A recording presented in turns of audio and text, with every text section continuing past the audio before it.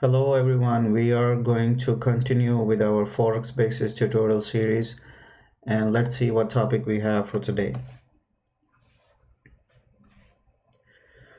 Okay, today we are going to talk about a very fundamental concept in Forex trading. What is a leverage? So let's see what it is. So in order to understand leverage, we first need to go back a little in history. So before year 2000, there were not that many opportunities for small traders to work in the forex market because it was almost impossible for small traders to invest such a large amount of money in forex trading because it was only done by large players who would play in millions and millions of dollars. So small players would not have, or ordinary man would not have any opportunity to work in the forex market. So what happens in the year 2000, the USA Congress passed an act due to which an ordinary small trader could trade in the forex market with the help of the leverage provided by the broker. Okay, so the most important thing here to understand that the leverage is the facility provided by the broker to the traders. So what is leverage?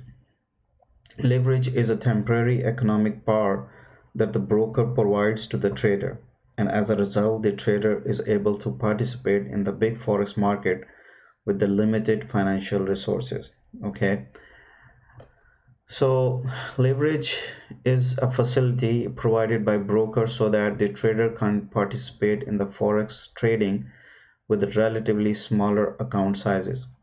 So there are some leverage provided by the brokers, and those are 100 to 1, 200 to 1, and 400 to 1. And you might be wondering right now that how a small investor like yourself or myself can trade such large amounts of money. You can think of your broker as a bank who actually loads you with a lot of money, for example $100,000 that you can trade currencies. So actually your broker or a bank or as a bank gives you something like $100,000 so that you can go out there in the forex market and use any platform to trade currencies. So how it happens? The only thing that the bank wants from you is that you give $1,000 as a good faith deposit, which actually the broker holds it for some time, but he doesn't necessarily keep it. You give him $1,000 and he gives you $100,000 to play with the currency or trade currencies in the forex market. So this is what leverage is. So when we talk about leverage 1 to 100, it simply means that if you select 1 to 100, then the broker will simply say that whatever amount you have in your account, it will be increased by 100% or it will be multiplied by 100%. For example, if you have $100 in your account and you select 1 to 100, then your financial strength will become 10,000, meaning your $100 will be multiplied by 100. The broker will do it and it will become monetary value of 10,000. So you can play that 10,000 in the forex market and trade currencies. So in the same way, when we have 1 to 200, it will become 20,000. If you have 1 to 400, it will become 40,000. And then if you have 1 to 888, it will become 88,800 something. So this is how leverage works, and this is how leverage is. So let's take an example to understand it in a more clear way. So for example, there's a man who wants to move a big stone. It's a very big stone. It may weigh tons and tons. Physically, it seems that it's not possible for him to move the stone with the weight and the size of the stone. And in order to move that, he uses some kind of a wooden stick strong enough and places it underneath the stone. And then he applies some force on the stick, and due to that stick, that stone then tends to move. That wooden stick works as a lever against the heavy stone. So the lever used in this example enhances the physical strength of the man so as to move the heavy stone. So the lever actually enhances the physical strength of the man. And the same idea applies in Forex, where the broker provides you leverage as you open a Forex account, and the broker gives you the leverage, so your account becomes more big and powerful, where you can trade with the large and big money. So let's take a look at the previous example with some demonstration. So we have this big stone lying over there, and it's impossible for any man to physically move it by just using his hand to just push it away. So there's this lever that he then gets, and then from with that lever he applies force on it. So this lever or the leverage is provided by the broker, which is 1 to 100. So my deposit or my strength initially was $100, which actually I was using with the bare hands to move the stone. But when I get the lever or the leverage from the broker, and I use the 1 to 100, then my 100 multiplied by 100 actually becomes 10,000. So now my 100 unit of force has become 10,000 units of force in the form of this lever. So when I use this lever, then I'm able to move this stone, right? So this is how this lever or the leverage works. And with my deposit of $100 and using a leverage of 1 to 100, I can trade up to 10,000. So see, now this stone can be moved with 10,000 units, and these are the units provided to me by the broker. This is called all that leverage. Okay, there are some myth about leverage, maybe some fake stories or which are actually not true. That leverage is very dangerous. It is dangerous because if you are not doing your risk management properly, then it is dangerous. You have to do your risk management very well.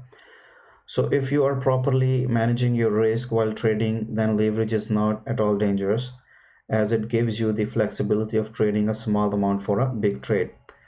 And along with it, it also reduces your margin requirements. So here comes the concept of margin. What is margin?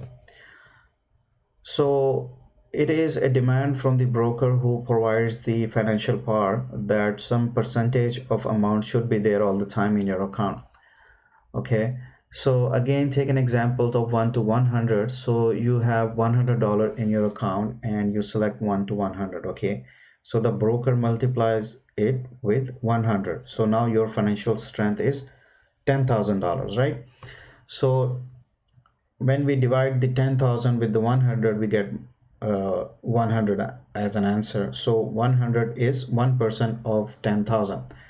So that's where the broker wants you to keep deposit of 1% of your total money or the leverage money in your account all the time, which is called margin requirement. That's the only requirement by the broker. And in the same way, while keeping the same financial strength of 10,000 provided by the broker, so if we increase the leverage to 200, then 10,000 divided by 200, the answer will be 50. So the margin requirement is now 50, and 50 is 0.5% of 10,000. So now your margin requirement is just not 1%, is just 0.5%. Okay, so this is where the concept of margin comes into play. So let's take an example. Let's buy US dollars and sell Swiss francs. So USD CHF rate is 1.3525 and 1.3530. And as you are buying US dollars, you will be actually looking at the ask price of 1.3530. The ask price in this case is 1.3530. And this is the rate at which the traders are willing to sell you. So you decide to buy one standard lot, and one standard lot is 100,000 units at 1.3530. Okay, you buy it, and then what happens after a few hours? The price increases to 1.3550 from 3.3530, and you feel to close your trade. Now let's see what happens. So the new code for USD CHF is 1.3550 and 1.3555. So as you initially bought to open the trade, now you have to close the trade. So you must sell it, right? So you must take the bid price in this case. So the bid price in this case is 1.3550, the first price, and this is the price that traders are actually prepared to buy from you, because now you are going to sell it. So now let's calculate the amount at which you bought it and the amount at which you are selling now. The difference between 1.3530 and 1.3550 is 0.0020. These are 4 decimal points, or in other words we can say 20 pips.